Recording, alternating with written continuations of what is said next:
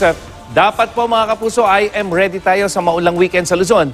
At yan ay dahil sa ang habagat na pinalalakas nga ng dalawang bagyo. Isang bagyo nasa loob ng PAR at yung isa naman nasa labas.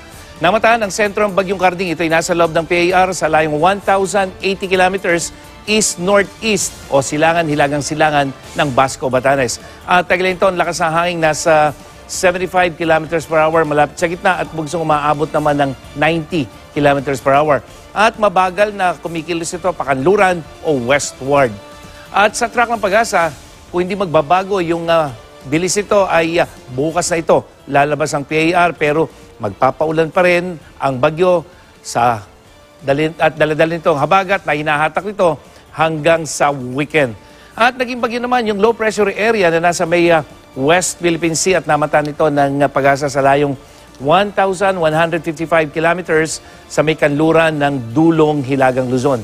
At pinalalakas din ito yung hanging habagat kahit papalayo na hinasabing bagyo at patungo yan ng southern China. Kaya mga kapuso, magiging maulan pa rin sa Luzon, lalong-lalo na dyan sa may extreme northern Luzon, Ilocos Region, Cordillera, Central Luzon, ilang bahagi ng Calabarzon at Mindoro buong weekend. May bantaan na rin ang landslide at flash flood mga kapuso dyan po sa mga nabanggit nating lugar at yan ay dahil sa mga pagulan. Mataas din ang alon sa may western seaboard naman ng Luzon, yung mga probinsya dyan sa may Ilocos Region, dyan sa may Zambales, Bataan hanggang sa may northern Palawan. At sa Metro Manila, asahan ng maulang weekend, kaya huwag pong kalimutan yung mga payong, nakikita yung kulay dilaw na yan at orange, yung mga pagulan, bukas yan hanggang sa Linggo na kung saan natatakpan ang buong Metro Manila. May mahinang ulan naman sa may Western Visayas sa Sabado at Linggo habang may ulan ka sa ilang lugar, lalo sa may Eastern Visayas, pagdating yan ng hapon ng Sabado at Linggo. Sa Mindanao, sa hapon naman ang mga pag-ulan, dyan sa may Zamboanga Peninsula, Northern Mindanao, at dyan sa may Rehiyon ng Caraga at Davao, Sabado at Linggo. Joseph? Okay. Mandani, mukhang habagat na naman yung ating magiging, kumbaga, pasakit. Gaano ba kalakas yung inaasahan natin na pag-ulan over the weekend? You mentioned in Metro Manila, 2 araw yan na magiging maulan tayo?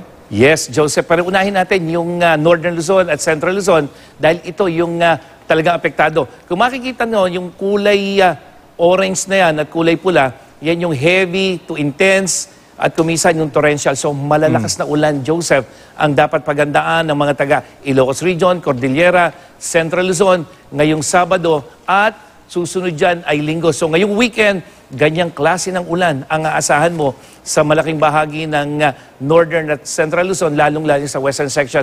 At itong mga ganito kalakas na ulan na Joseph, ito yung mga pwedeng magdulot ng pagbaha at ng pagguho ng lupa. At sa Metro Manila, kung titingnan natin, halos ganito rin yung nakikita natin na natatakpan ng kulay dilaw at kulay pula yung ilang bahagi ng Metro Manila. Ito ay araw ng Sabado, umaga pa lamang at meron kang ilang bahagi na makakaranas ng mas matitinding pagulan. At yan ay sa Sabado at sa Linggo, ganito rin yung nakikita natin. Kaya mga kapuso, Joseph, talagang maging I am ready dahil lalong-lalo sa may Ilocos Region dahil malalakas na ulan ang inaasahan dyan dahil sa paglakas ng hangin habagat. Alright, so mukha pong maghapon yung nakikita natin na pag-ulan Sabado at Linggo sa bahagi ng Luzon at saka sa Metro Manila. So, kailan matatapos po yan? Yes, Joseph. Ito ngayon ang tanong, ano? Kasi tingnan natin yung wind map. Palabas yung bagyong Karding dito sa PAR, yung another tropical depression na dating LPA papunta ng southern China. At ito ay para sa araw na Sabado, pero ganun pa rin, tuloy-tuloy yung hatak ng habagat ng papalayong bagyo. At kung mapapansin mo, meron na naman parang mabubong sirkulasyon dito sa loob ng PAR, nasa may silangan ng extreme northern Luzon. At ito, so next week, Joseph, pwedeng maging isang bagyo. Yan yung babantayan natin.